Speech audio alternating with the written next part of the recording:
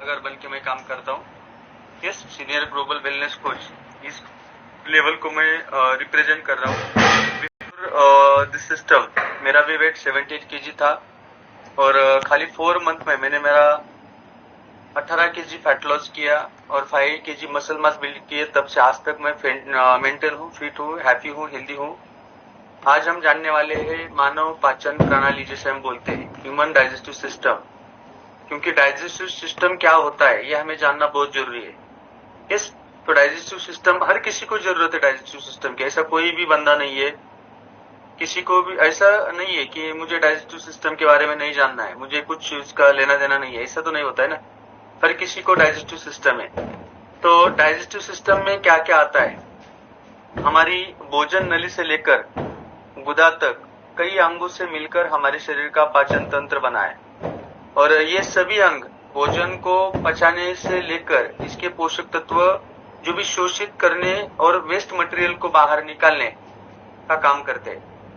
यदि इनमें किसी भी अंग में कोई भी समस्या हो जाए तो पाचन गड़बड़ा जाता है। तो हमारा तोंड हो, हमारी ग्रासिका हो, जठर हो, हमारे बड़े इंटेस्टाइन हो, छोटे इंटेस्टाइन हो, हमारा गुदद्वार हो, ये सब चीजें पाचन तंत्र में आते हैं।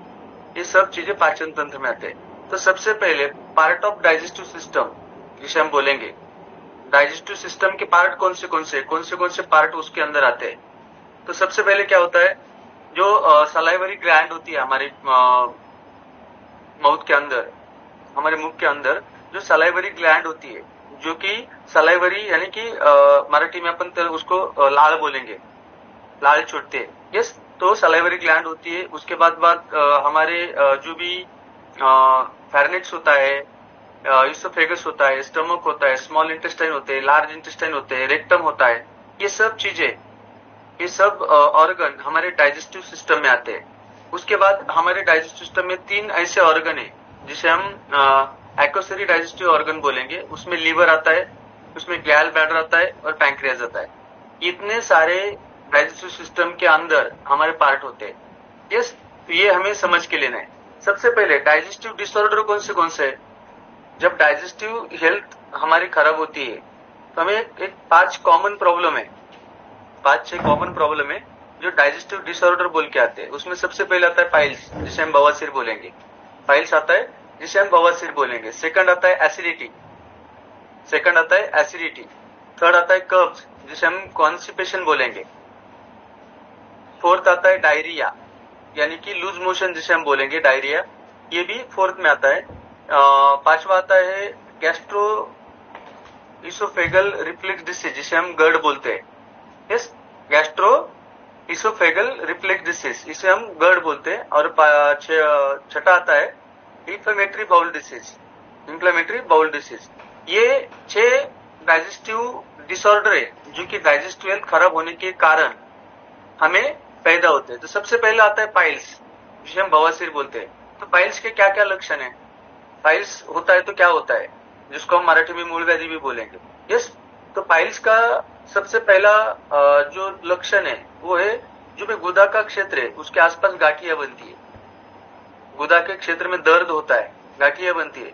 सेकंड उसका लक्षण है वहां पे खुजली आती है, लालपन होता है, सूजन आती है। यस, उसका थर्ड लक्षण है बैठने में असुविधा होती है, हम बैठ नहीं सकते, सीधे बैठना नहीं आता है बवासीर में। फोर्थ आता है गुदा के पास पतली तरल की उपस्थिति होती है, वहां पे पसीना आना चालू होता है ऑटोमेटिकली, गुदा की जगह पे पसीना आना चालू होता है। पांचवा आता है मल त्याग करने के बाद भी गाढ़ा रक्त वहां पे स्रावित हो सकता है।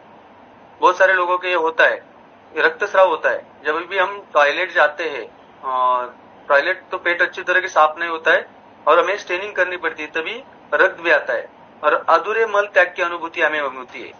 पूरा पेट हमारा साफ नहीं होता है, अधूरे मल की त्याग की अनुभूति हमें होती है, खुजली और जलन होती है, रक्तस्राव होता है, वहां पे दर्द बहुत सारा होता है। ये सब पाइल के लक्षण है। ये क्यों होता है मैं बाद में बताने वाला हूँ, क्योंकि ये डाइजेस्टिव हेल्थ में होने वाली डिसऑर्डर है, डाइजेस्टिव हेल्थ में होने वाली डिसऑर्डर है। उसके बाद सेकंड डाइजेस्टिव हेल्थ का डिसऑर्डर आता है वो है एसिडिटी। अतः एसिडिटी तो कॉमन प्रॉब्लम हो चुकी है, कॉमन सिम्टम उसके है, बहुत सारे लोगों को मालूम है, बहुत सारे लोग उसके लिए मेडिसिन यूज करते हैं। सबसे पहले उसका लक्षण आता है छाती में भोजन का अटका हुआ महसूस होना। हमारे चेस्ट के अंदर ये जो भी अन्न नलिका है, इसके अंदर हमें ऐसे लगता है कि कहीं ना कहीं भोजन अटका हुआ है, हम जो भी खाते हुए अटका हुआ है, ये महसूस होता है। उसके बाद सीने में जलन होना, बहुत सारे लोगों के चेस्ट में पेन होता है, चेस्ट में जलन होती है, सीने में जलन होता है, सीने में दर्द होना, ये भी इसका एक सिम्टम है। खाने के बाद उल्टी जैसे होना, मतली जैसे होना, उसे हम बोलेंगे। यस, भोजन का वापस आना यानी कि उल्टी जिसे हम बोलेंगे, वापस आता है भोजन, जो भी हम खाते हैं उसके बाद भी वो वापस आता है, ये भी उसके अंदर होता है। उसके बाद खांसी या घबराहट की समस्या होती है, बहुत ज्यादा खांसी आती है, घबराहट भी होती है और निगलने में कठिनाई भी होती है। हम जो भी खाना खाते हैं वो जब निगलता है ना, वो उसमें कठिनाई होती है। हिचकी आना, बहुत सारे लोगों की हिचकी भी आती है, बार बार हिचकी आती है। आवाज बैठना या फिर आवाज में बदलाव आना, ये भी एसिडिटी का एक सिम्टम है। गले में खराश होना, अस्थमा होना, सांसें फूलना, एसिडिटी होने के बाद सांस फूलती है। क्रोनिक कफ भी हो सकता है अंदर। दांतों की सतह में क्षति होना, जो भी दांत है वहां पे भी बहुत सारे ऐसे पेन भी होता है। कभी कभी हमें मराठीत आपण त्याला हिरड्यांना सूज वगैरे न म्हणू, किंवा हिरड्यांना पेन होना असं म्हणूयात आपण। यस, ये भी हो सकता है। उसके बाद जो भी जलन होती है, जलन का संक्रमण होने वाली जो सूजन है, वही भी स्थिति हमारे चेस्ट या जो भी डाइजेस्टिव ट्रैक है इसके अंदर हो सकती है, इसे हम एसिडिटी बोलेंगे। तो एसिडिटी होने की वजह से ये सब सिम्टम्स हमें नजर आते हैं। तो सेकंड जो डिसऑर्डर है डाइजेस्टिव के बारे में, वो है एसिडिटी। यस। उसके बाद थर्ड वाला आता है कॉन्स्टिपेशन, जिसे हम अपचन भी कहेंगे, कॉन्स्टिपेशन। यस, तो कॉन्स्टिपेशन क्यों होता है? क्योंकि the faeces are retained within the rectum as the bowel movement acquire irregularly, यानी कि हमारी जो भी टॉयलेट है, हम जो भी टॉयलेट का हमें एहसास होता है कि हमें अभी टॉयलेट को जाना है, तो प्रॉपर हमारी टॉयलेट इरेगुलरली होती है, प्रॉपर हमारी टॉयलेट नहीं होती है। पेट में भारीपन महसूस होना, ये सबसे पहला कॉन्स्टिपेशन का सिम्टम है। पेट में भारीपन महसूस होना, शौच के बाद भी पेट साफ नहीं होना, ये सेकंड कॉन्स्टिपेशन का सिम्टम्स है। क्योंकि जब भी हम टॉयलेट को जाते हैं तो एक टाइम पे हमारा टॉयलेट पूरा नहीं होता है, शौच के बाद भी पेट साफ नहीं होता है। मुंह में छाले पड़ना, और मुंह में छाले पड़ना और कॉन्स्टिपेशन का क्या रिलेशन है? बहुत सारे लोगों को ये प्रॉब्लम आती है कि मुंह में छाले पड़ते हैं, लेकिन क्यों उसका पता नहीं चलता है। और ये होने का कारण कहीं ना कहीं कॉन्स्टिपेशन है। मुंह में छाले पड़ते हैं तो भी आप ये समझ लेना चाहिए कि मुझे कॉन्स्टिपेशन का प्रॉब्लम है। या मल का खत्म न होना, हम जब भी टॉयलेट जाते हैं तो टॉयलेट खत्म ही नहीं होता, पेट के अंदर वैसी ही रहती है टॉयलेट करने के बाद भी, ये भी कॉन्स्टिपेशन का एक सिम्टम है।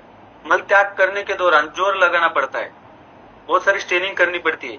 ये भी क्यों होता है, कैसे होता है, इसका भी एक रीजन है, वो है कॉन्स्टिपेशन का प्रॉब्लम। और नियमित रूप से मल त्याग नहीं होता है, जैसे भी पेट साफ होना चाहिए वैसे पेट साफ नहीं होता कॉन्स्टिपेशन में, और पेट में सूजन भी आ सकती है। क्योंकि ज्यादा स्ट्रेनिंग हम जब करते हैं तो उससे हमारे पेट में सूजन भी आ सकती है।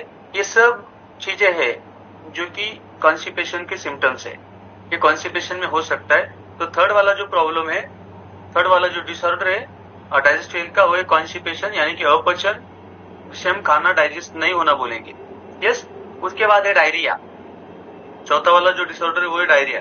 क्योंकि जब अबनॉर्मल फ्रीक्वेंसी में हमारा बाउल फंक्शन अच्छा होना चाहिए, लेकिन वो नहीं होता है, क्योंकि हमारे बॉडी में लिक्विड इंक्रीज होता है, वो डिस्चार्ज होने लगता है, उसे हम डायरिया बोलेंगे। क्योंकि इसके जो लक्षण है, सबसे पहला जब डायरिया लगता है ना, जी मचलता है, सब लोगों को मालूम है ना, जी मचलता है, पेट में मरोड़ आती है।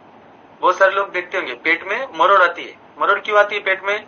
क्योंकि इसका भी एक प्रॉब्लम ऐसा है कि जब भी हमें लूज मोशन होता है, हमारे पेट में तकलीफ होती है बहुत ज्यादा तरीके से, बहुत ज्यादा लोगों को ये होता है। उसके बाद लूज मोशन यानी कि हम कंट्रोल ही नहीं कर पाते, थोड़ी भी हमें स्ट्रेनिंग करते हैं तो हमारी टॉयलेट बाहर आती है, इसे हम लूज मोशन भी कहेंगे। उसके बाद सूजन भी आती है, हमारे हाथों को भी सूजन आ सकती है, हमारे बॉडी डिहाइड्रेट होती है, हमारे बॉडी में जो भी वाटर है, वाटर की कमी भी होती है। उसके बाद बुखार आने लगता है, टेम्परेचर आ सकता है, आपको ठंड लग सकती है, ये भी डायरिया में होता है। और मल में खून आना, बहुत बार जब हम कॉन्स्टिपेशन हमें होता है, ज्यादा से ज्यादा हम स्ट्रेनिंग करते हैं, तो कहीं ना कहीं हमारे मल में, हमारे टॉयलेट में खून भी आता है, यानी कि रक्तस्राव भी हो सकता है।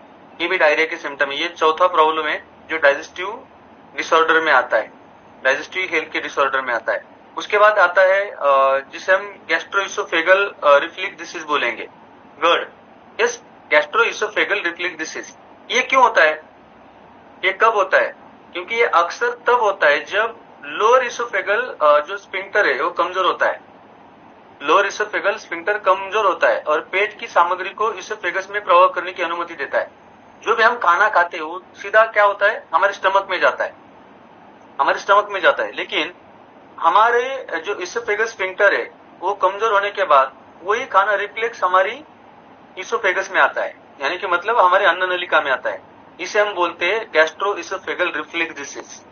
तो गैस्ट्रो इसोफेगल रिफ्लक्स डिसीज एक डाइजेस्टिव डिसऑर्डर है जिसमें पेट में जो भी एसिड तैयार होता है, उत्पन्न होने वाला एसिड है, या पेट में मौजूद जो भी भोजन तत्व है, भोजन तत्व हमारे होते हैं, वो हमारे इसोफेगस यानी कि जो नली है, अन्नवाहक नली जिसे हम बोलते हैं, उसमें वापस आ जाता है।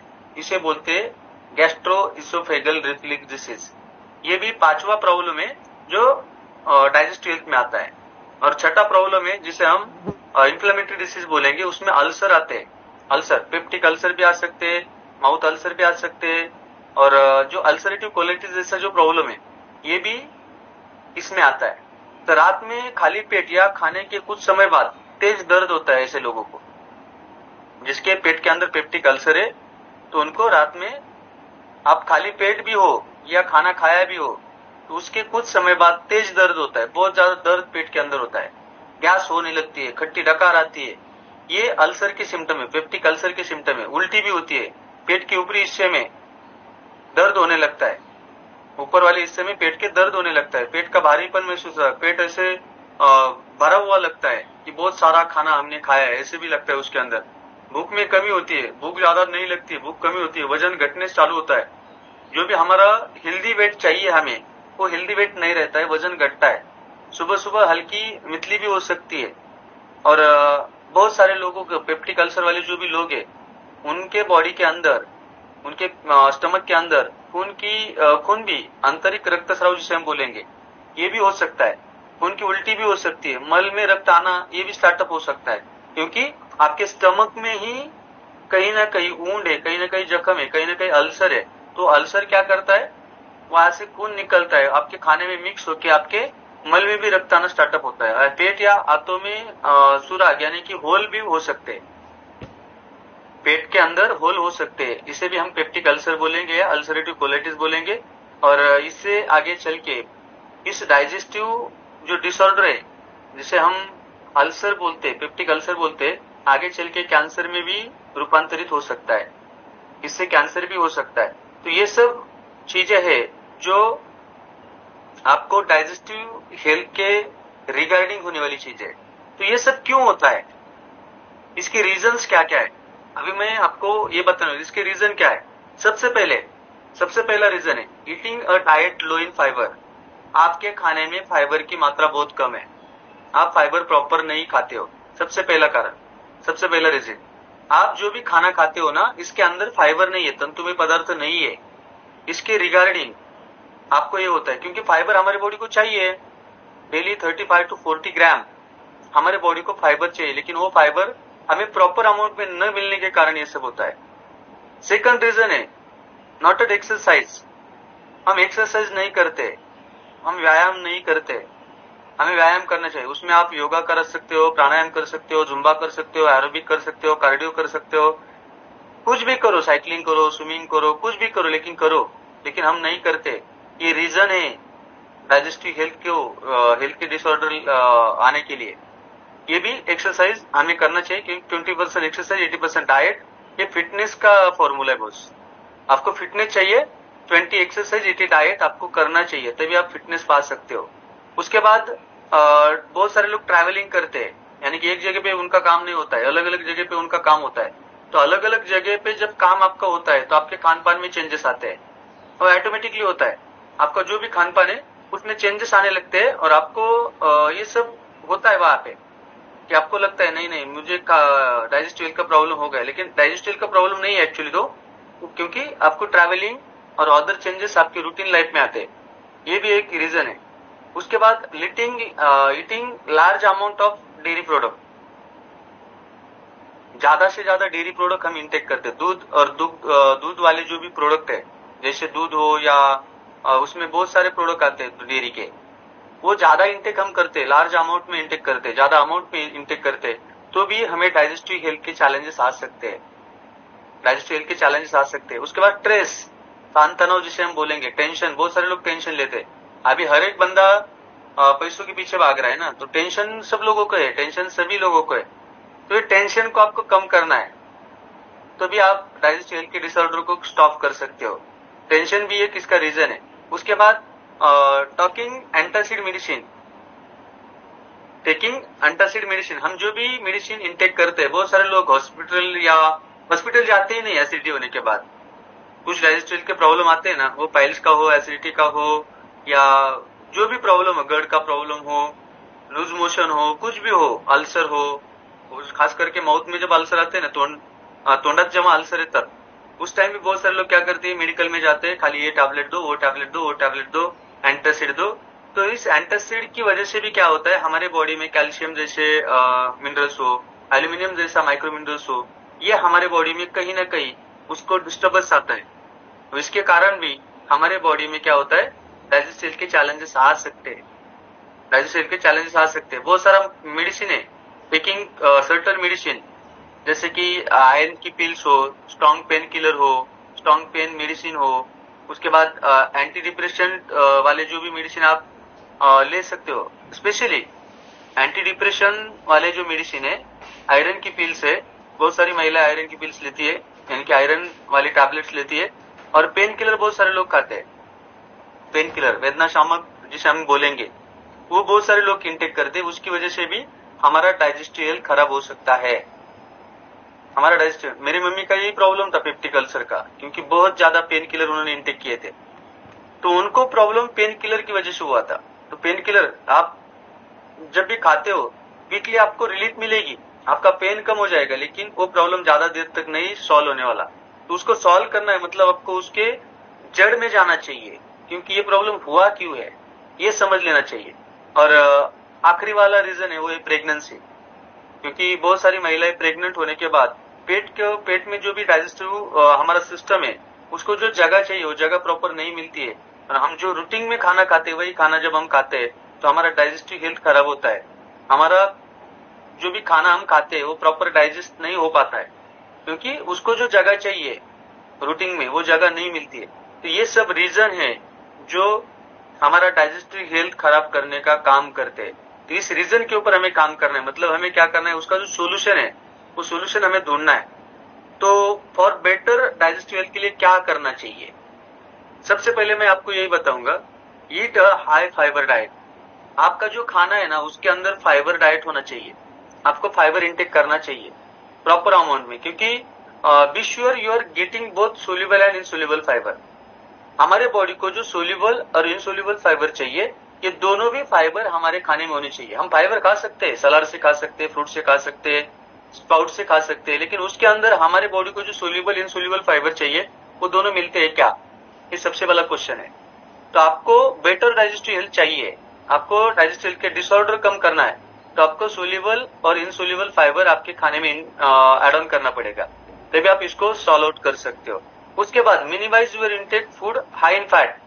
हम जो भी फैट वाले फूड इंटेक करते हैं, ज्यादा फैट वाले फूड खाते हैं, जैसे कि मैंने पहले भी होता है, डेयरी प्रोडक्ट आप ज्यादा इंटेक करते हो, नॉनवेज ज्यादा इंटेक करते हो, या आप जो भी तले हुए आइटम्स होते हैं ये आप इंटेक करते हो, जो ऑयल में तले हुए होते हैं, ये आप ज्यादा इंटेक करते हो, हाई क्वालिटी में इंटेक करते हो, हाई क्वांटिटी में इंटेक करते हो, तो उससे क्या होता है, हमारे बॉडी को डाइजेस्टिव के प्रॉब्लम होती है। तो हमें क्या करना है, उसको मिनिमाइज करना है, कम से कम उसको लेना है, जितना हमारा बॉडी डाइजेस्ट कर सकता है उतना ही लेना है, ज्यादा नहीं खाना है।